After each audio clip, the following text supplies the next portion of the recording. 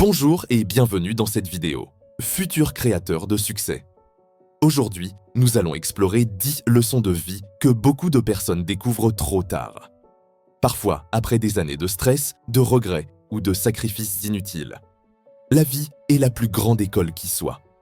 Nous y sommes inscrits dès notre premier cri et nous y restons jusqu'à notre dernier souffle. Chaque expérience, agréable ou douloureuse, est une leçon déguisée. Le problème, c'est que certaines leçons sont apprises trop tard, quand la santé est déjà fragilisée, quand les relations sont déjà abîmées, quand le temps ne revient plus. Si cette vidéo peut t'aider à comprendre ces enseignements maintenant, alors elle aura déjà rempli son rôle.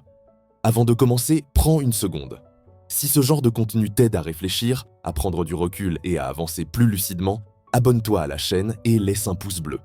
C'est un petit geste pour toi, mais ça aide énormément à faire vivre ce type de message. Numéro 1. Notre corps est notre bien le plus précieux. Beaucoup de personnes placent leurs priorités à l'extérieur. La maison, la voiture, la sécurité financière. Mais tout repose sur une base invisible, le corps.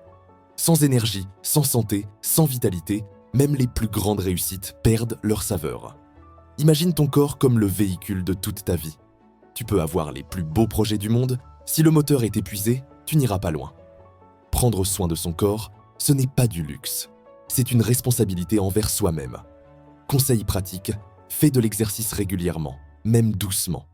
Accorde une vraie place au sommeil. Mange pour nourrir ton corps, pas seulement tes envies. Ton corps est le seul endroit où tu vivras toute ta vie. Numéro 2. Il faut s'aimer autant qu'on veut être aimé. Beaucoup de personnes passent leur vie à chercher l'amour à l'extérieur.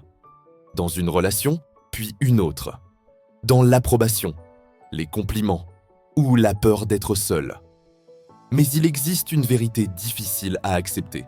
Personne ne peut combler un vide que vous refusez de regarder. L'amour que vous recevez est souvent proportionnel à celui que vous vous accordez. Si vous doutez de votre valeur, les autres le sentiront.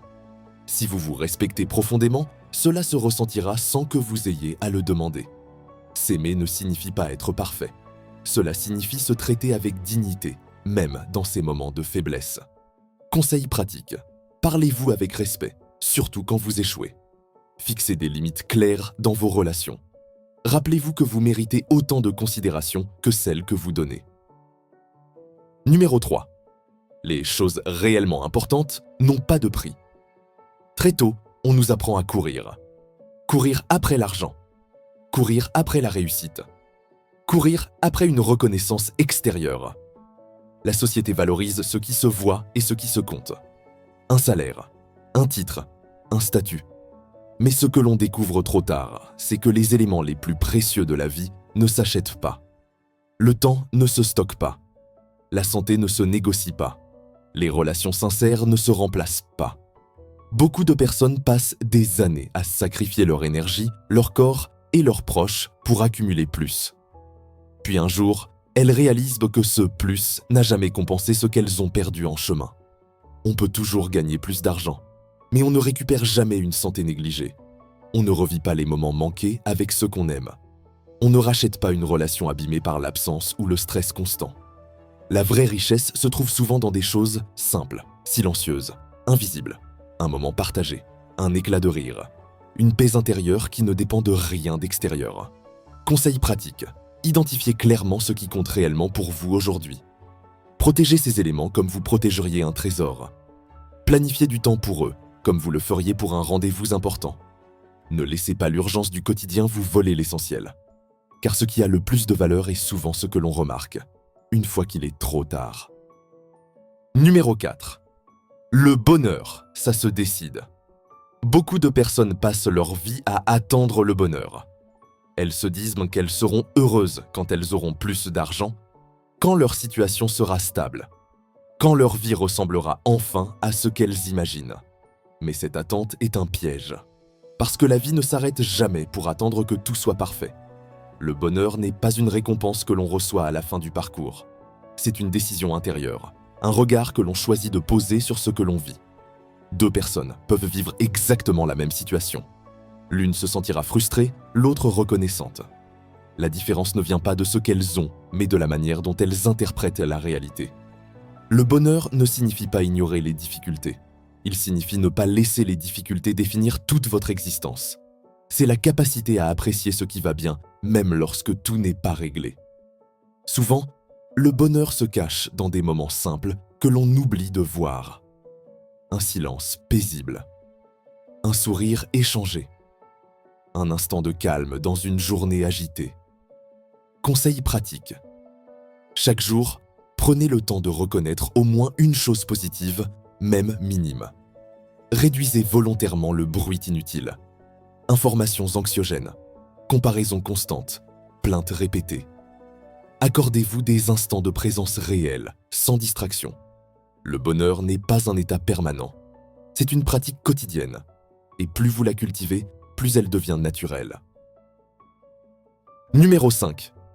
La vérité se cache dans la simplicité. Nous vivons dans un monde qui complique tout. Plus d'options, plus de bruit, plus de distractions. Et paradoxalement, moins de clarté. Beaucoup de personnes confondent complexité et intelligence. Elles pensent qu'une vie compliquée est une vie riche, alors qu'en réalité, la complexité épuise, là où la simplicité libère. La simplicité n'est pas un manque, c'est un choix conscient, celui de retirer ce qui n'est pas essentiel pour laisser apparaître ce qui compte vraiment. Regarde les choses les plus importantes de la vie. Respirer, aimer, marcher. Rien de tout cela n'est compliqué. Les relations suivent la même logique. Une relation simple, claire et honnête apporte plus de paix qu'une relation intense mais instable. Moins de drames, moins d'attentes irréalistes, plus de présence réelle. Dans le travail aussi, la simplicité est une force. Un objectif clair vaut mieux que 10 projets flous. Une action directe vaut mieux que 1000 réflexions inutiles. Conseil pratique, identifie ce qui complique inutilement ta vie. Allège ton quotidien, tes relations, tes priorités. Choisis la clarté plutôt que la confusion, la paix plutôt que le chaos. La simplicité n'appauvrit pas la vie, elle lui redonne de l'espace. Et dans cet espace, tout devient plus lisible. Numéro 6. Être radin coûte plus cher que d'être économe. Beaucoup de personnes pensent faire de bonnes affaires en cherchant toujours le prix le plus bas. Sur le moment, cela donne l'impression d'économiser. Mais sur le long terme, cette logique se retourne souvent contre elle. Il existe une différence essentielle entre être économe et être radin. L'économe réfléchit à la durée, à l'utilité et à la qualité. Le radin ne regarde qu'un chiffre immédiat, sans considérer les conséquences. Acheter moins cher signifie souvent remplacer plus souvent. Et remplacer plus souvent finit par coûter plus cher, financièrement mais aussi mentalement. Temps perdu, frustration, stress inutile. Ce principe dépasse largement l'argent. Il s'applique au temps, aux relations, aux choix de vie. Choisir la facilité aujourd'hui peut créer des difficultés demain. L'économe investit dans ce qui soutient sa vie. Le radin répare sans cesse ce qu'il a mal choisi. Conseil pratique. Avant un achat ou une décision, pose-toi la question du long terme. Demande-toi si ce choix te servira encore dans 1 an, dans 5 ans. Privilégie la durabilité, même si l'effort est plus grand au départ. La vraie économie n'est pas de dépenser moins, c'est de dépenser mieux. Numéro 7. Dans la vie, il faut donner pour recevoir. Beaucoup de personnes vivent dans la peur du manque, la peur de perdre du temps, la peur de se faire exploiter, la peur de donner sans retour. Mais la vie ne fonctionne pas comme un stock figé. Elle fonctionne comme un mouvement. Ce qui circule grandit. Ce qui est retenu s'appauvrit. Donner ne signifie pas se sacrifier ni s'oublier. Cela signifie ouvrir un espace. Partager son temps, son attention ou son savoir crée des connexions invisibles mais puissantes. Les personnes généreuses attirent naturellement la confiance. Et la confiance ouvre des portes que l'argent seul ne peut pas ouvrir. Opportunités, rencontres, soutien au bon moment. Dans le travail comme dans la vie personnelle, ceux qui donnent sincèrement reçoivent souvent plus, mais sous une autre forme que celle attendue. Un contact, une idée, une occasion. Conseil pratique. Donne sans calculer immédiatement le retour. Sois utile avant d'être indispensable. Sème sans attendre de récolter le lendemain. La générosité n'appauvrit pas. Elle élargit ton champ de possibilités. Numéro 8. Dans l'action, l'échec n'existe pas. Beaucoup de personnes restent immobiles par peur de se tromper. Elles attendent le bon moment, la bonne idée, les bonnes conditions. Mais la vérité, c'est que le moment parfait n'existe pas. Et plus on attend, plus la peur grandit. L'échec n'est pas ce qui détruit une trajectoire. Ce qui détruit une trajectoire, c'est l'inaction prolongée. Car sans action, il n'y a ni retour, ni apprentissage, ni progression. Chaque tentative est une information. Chaque erreur est un ajustement. Ceux qui avancent ne sont pas ceux qui évitent les erreurs, mais ceux qui les utilisent comme des repères. Regarde ceux qui réussissent. Ils ont échoué plus que les autres. Mais ils ont surtout agi plus que les autres. Agir, même imparfaitement, crée de l'élan. Et l'élan dissout peu à peu la peur. Conseil pratique, commence avant de te sentir prêt. Accepte de faire des erreurs visibles.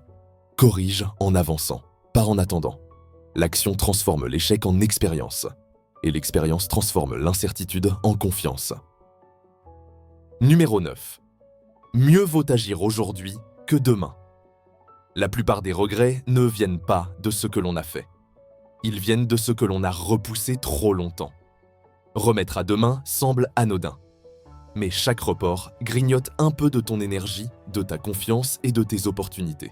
Ce qui n'est pas fait aujourd'hui devient plus lourd demain. Le temps est la seule ressource qui ne se récupère pas. L'argent peut revenir. L'énergie peut parfois se retrouver.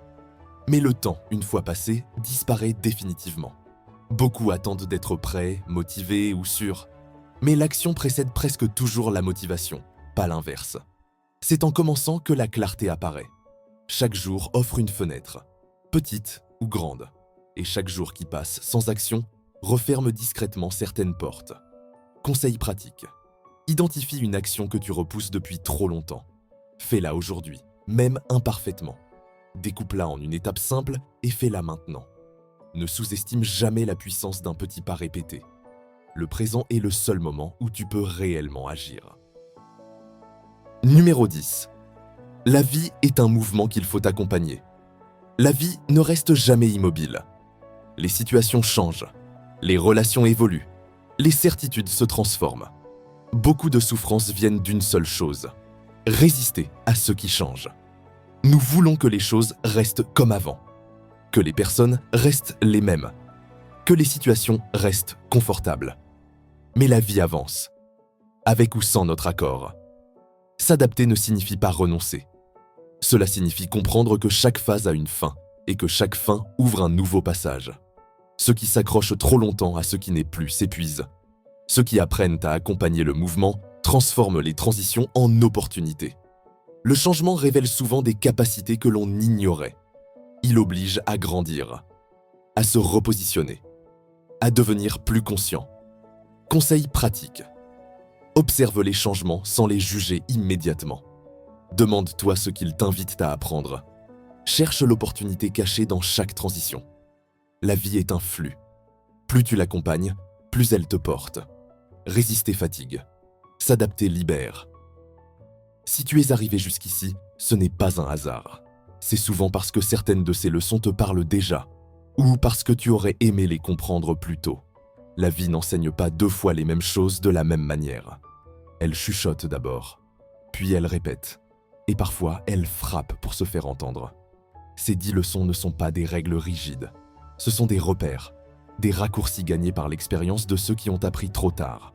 Tu n'as pas besoin d'appliquer tout d'un coup. Commence par une seule, celle qui t'a le plus touché, et observe ce que cela change dans ta façon de vivre, de penser et d'agir. Si cette vidéo t'a apporté de la valeur, laisse un pouce bleu et abonne-toi à la chaîne. Cela permet à ce message d'atteindre d'autres personnes qui en ont peut-être besoin aujourd'hui. Et si tu penses à quelqu'un en particulier en regardant cette vidéo, partage-la lui. Parfois, une seule prise de conscience peut changer une trajectoire entière. Souviens-toi d'une chose, le temps passe de toute façon. La question est de savoir si tu avances avec lui ou si tu le regardes passer. À très bientôt.